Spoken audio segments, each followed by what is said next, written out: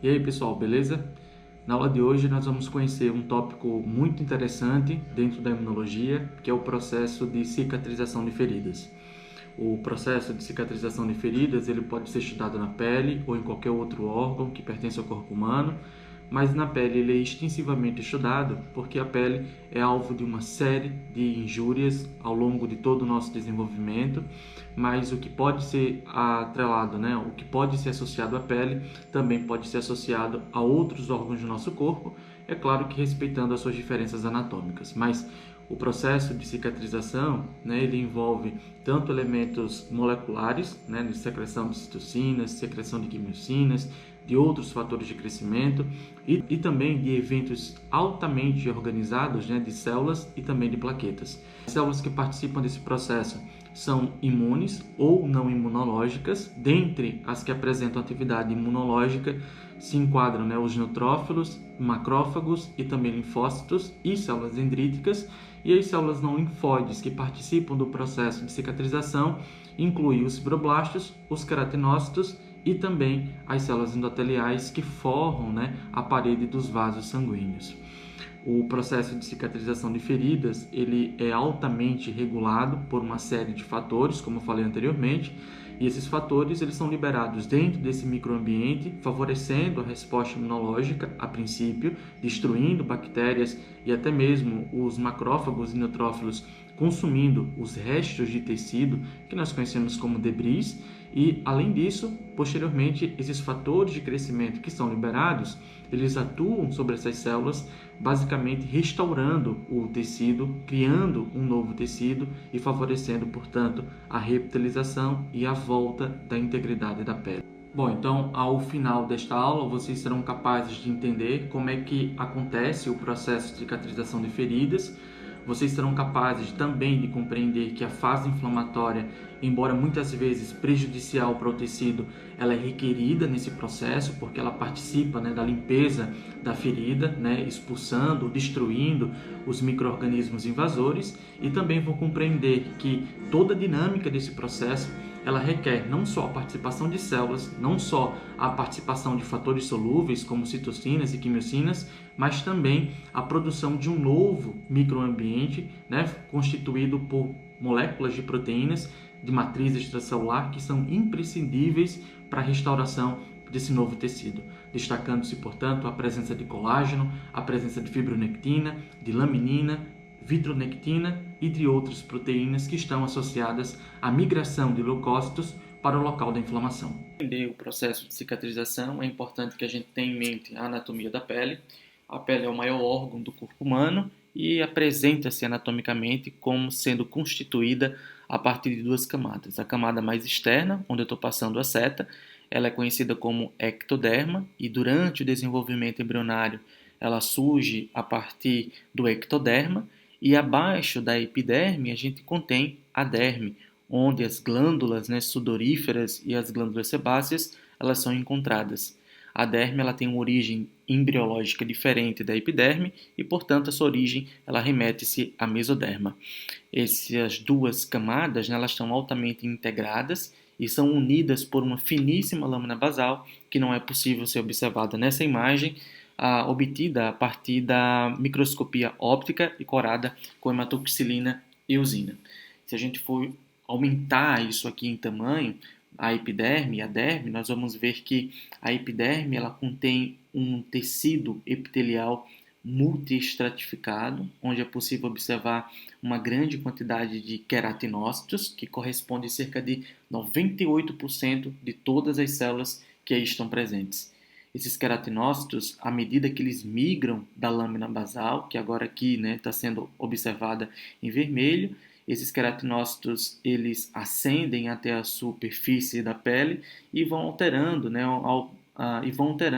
os seus aspectos morfológicos, como vocês conseguem observar. Então, eles passam de células achatadas para células cuboides, células espinhosas, até perderem o seu núcleo, transformando-se em corneócitos, células, portanto, sem vida e que apresentam importante função de barreira imunológica. A epiderme ela pode ser caracterizada em 4 camadas, que aqui são mostradas na imagem. Observe que a epiderme ela contém um extrato o extrato basal, o extrato espinhoso, o extrato granuloso e também o extrato córneo. Observe que no extrato basal as células apresentam diferentes formatos, né? Algumas são cilíndricas, outras são cuboides. Observe que elas descansam sobre a lâmina basal mais superior. Eu tenho um extrato espinhoso, em que as células apresentam um núcleo central. A camada granulosa, a mais delgada de todas as camadas. As células elas apresentam grânulos no seu citoplasma de querato e hialina. E mais superiormente, vocês conseguem observar aqui a camada córnea, que apresenta espessura variável, e ela é constituída por células achatadas, mortas e também sem núcleo. Além dos queratinócitos, a epiderme ela contém outros tipos de células, como os melanócitos, por exemplo, que produzem, né, melanina e apresentam o citoplasma globoso, de onde partem esses prolongamentos que se estendem até a camada basal. Além disso, a epiderme ela contém também as células de Langerhans, que se distribuem por toda a epiderme, mas encontra-se em maior densidade nessa camada espinhosa. Além dessas células, né, a epiderme ela também contém uma população de linfócitos intraepiteliais, né, linfócitos T do tipo CD8, que apresentam função de citotoxicidade. E além disso, que não está representado aqui, mas existem também as células de Merkel, a quais são atribuídas as funções mecanorreceptoras da pele.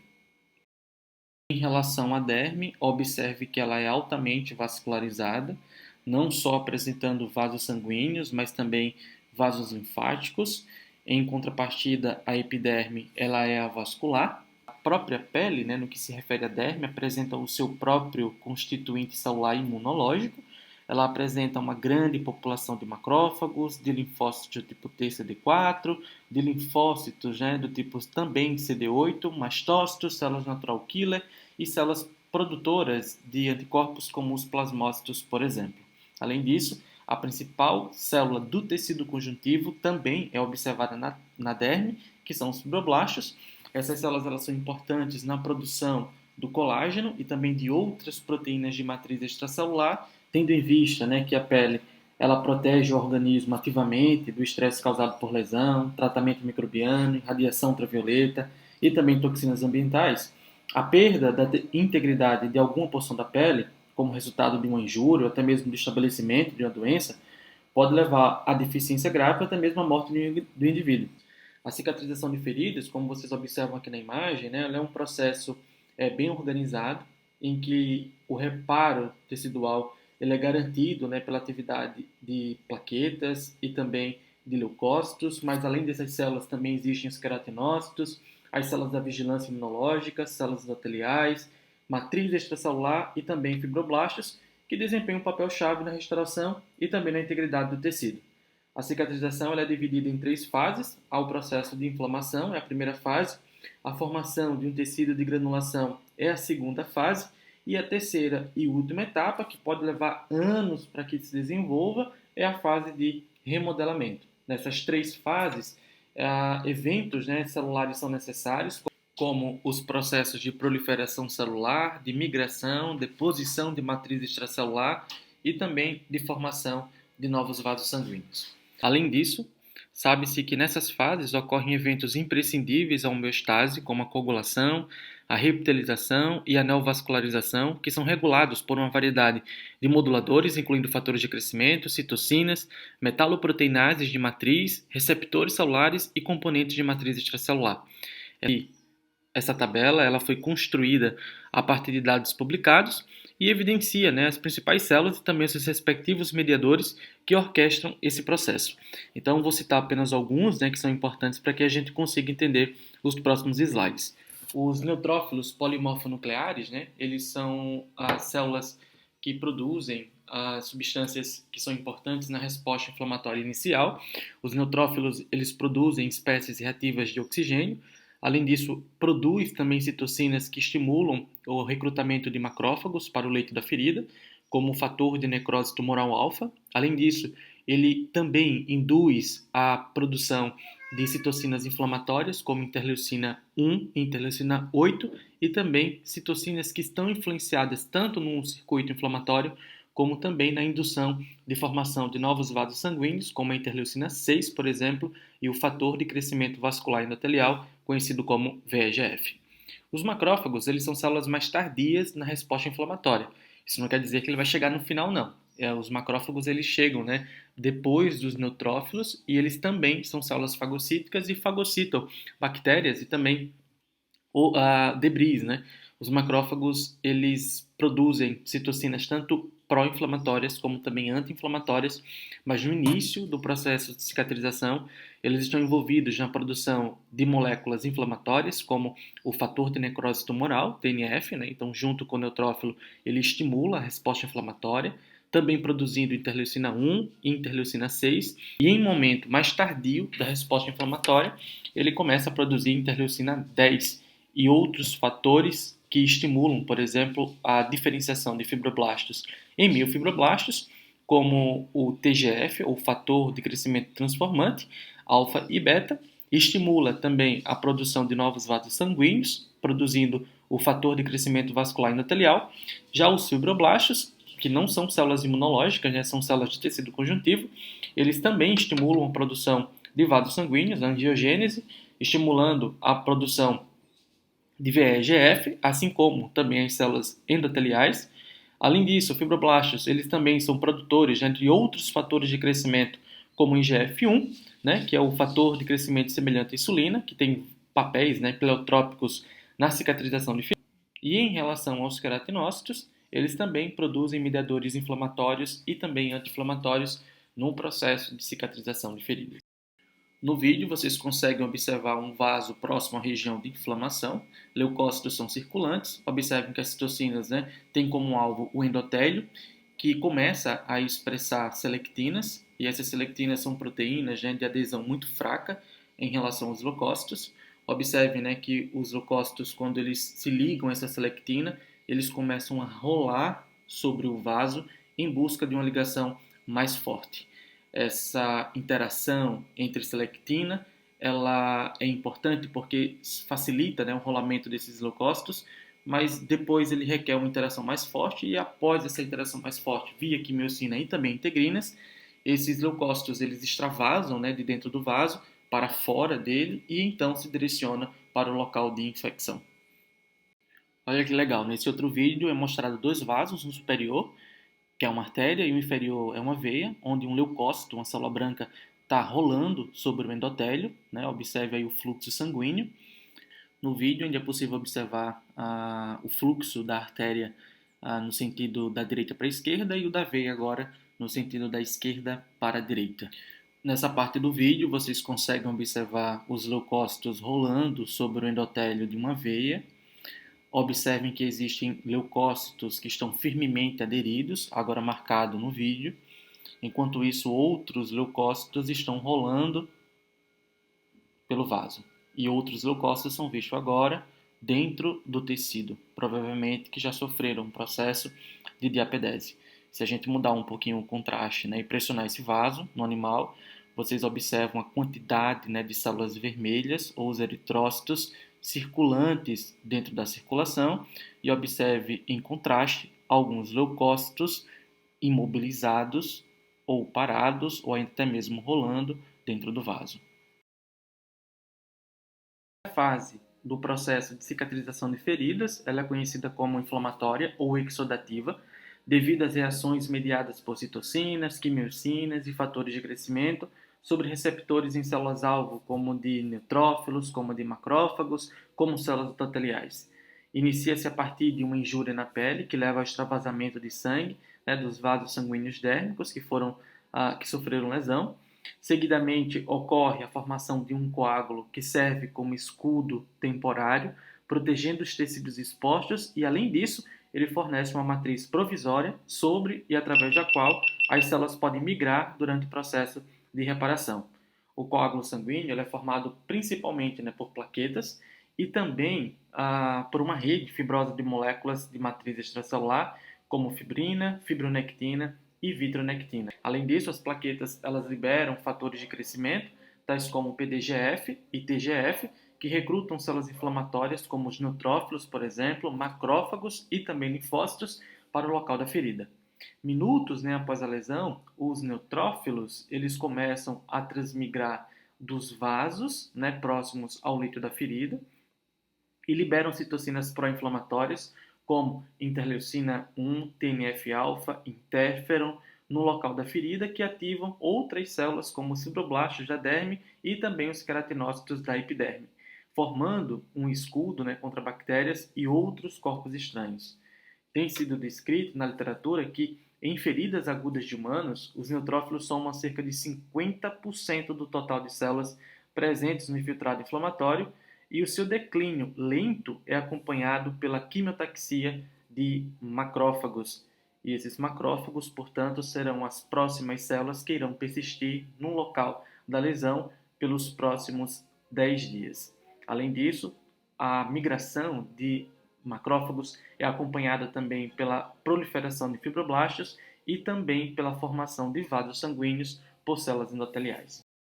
Os macrófagos são células-chave no processo de cicatrização, pois eles exibem diferentes funções imunológicas, além da fagocitose que eu já falei anteriormente, a apresentação também de antígenos. Além disso, os macrófagos eles produzem uma série de citocinas e também quimiocinas que agem de forma tanto autócrina, né, estimulando a própria fagocitose ou até mesmo a estimulação na síntese e secreção de citocinas, como também no desenvolvimento de novos vasos sanguíneos por células endoteliais, a síntese de colágeno por fibroblastos e a aceleração da reptilização por queratinócitos.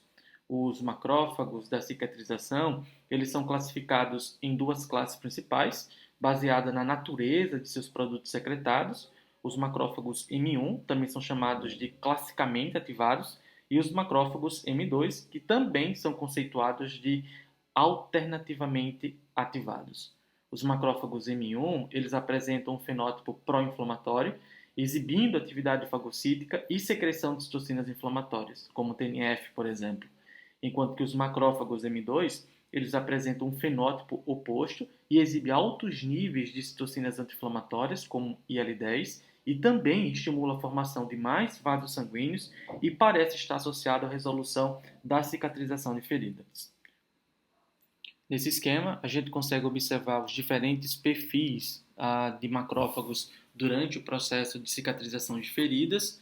Aqui observa-se o perfil M1, altamente inflamatório, produzindo, né, fator de necrose tumoral, TNF-alfa, e também espécies reativas de oxigênio. Esses macrófagos eles chegam imediatamente no local da ferida, né, nos estágios iniciais da resposta inflamatória, mas a resolução do processo de cicatriz ele requer uma mudança no perfil do macrófago. Então, o macrófago ele alterna para um fenótipo do tipo M2, que é secretor de citocinas que estimulam ou os fibroblastos a produzir a sua nova matriz extracelular, como o TGF, ou estimula a produção, né, de citocinas anti-inflamatórias como interleucina 10, como vocês conseguem observar aqui, e outros fatores de estimulação, né, de fibroblastos, como o fator de crescimento fibroblásticos.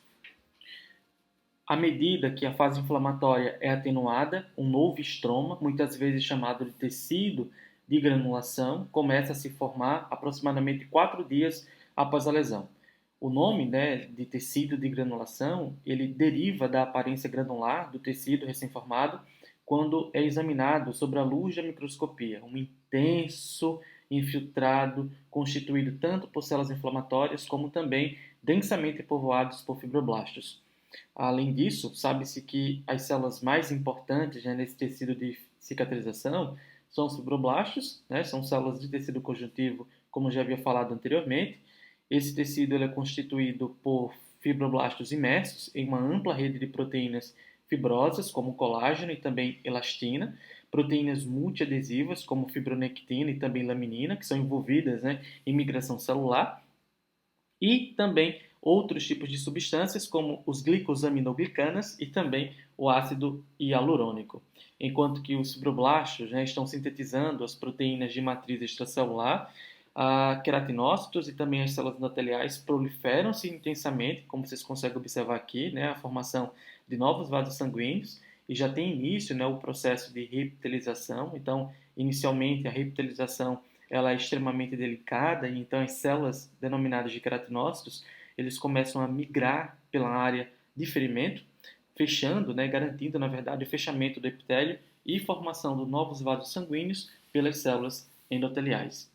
A formação de novos vasos sanguíneos é necessária para sustentar o tecido de granulação formado. Esse processo chamado de angiogênese, ele depende da síntese de matriz extracelular e da interação dessas proteínas com a migração das células endoteliais. Além do papel de sustentar o tecido de granulação, a formação de novos vasos sanguíneos proporciona uma via para a entrega de oxigênio e também de nutrientes, bem como estruturas eficazes para a chegada de componentes da resposta inflamatória durante a cicatrização de feridas. E, finalmente, a última etapa do processo de cicatrização de feridas, que é a fase de remodelamento, a depender da gravidade, né, ou do comprometimento da cicatrização de feridas, da área, inclusive. Essa fase ela pode demorar cerca de anos para ser realmente completada. Essa fase ela inclui eventos, né, apoptóticos, onde as células que migraram para o local da cicatrização, elas entram agora em apoptose e diminui o máximo possível o número dessas células no local da cicatrização, fazendo com que a área de cicatrização ela seja mais fibrótica, ou seja, constituída de fibras colágenas mais maduras do que mesmo celular. Bom, pessoal, então por hoje é só. Nessa aula vocês compreenderam o processo de cicatrização de feridas. Caso vocês não tenham entendido alguma coisa, pode deixar o comentário aqui embaixo. E é isso, e se aprenderam, né, deixa um like e também faça um comentário para melhorar o canal. Beleza, pessoal?